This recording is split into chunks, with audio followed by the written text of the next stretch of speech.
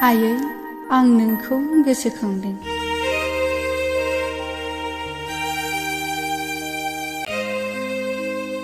आयै नों मोजाङैनो दङ ना?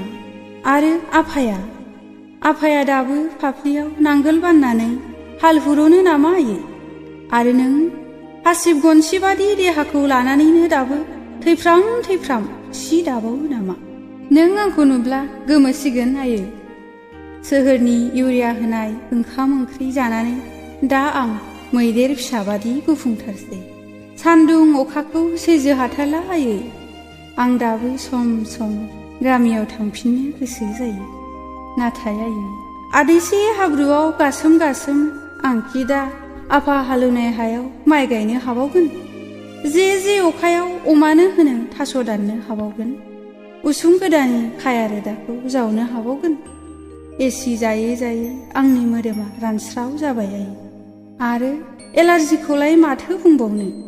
आंहा दा हां लानोनो जोबोद खस्थ'सै। जाया नंब्लाबो दालदाजों संनाय ओंख्रि जाजाबाय थायो। सालायाबो सोहोरनि स्वादखौ बुजिसै आयै। थेवबो जानाय समाव सम नों संनाय अनला खारि सबाय खारिखौ गोसोखाङो।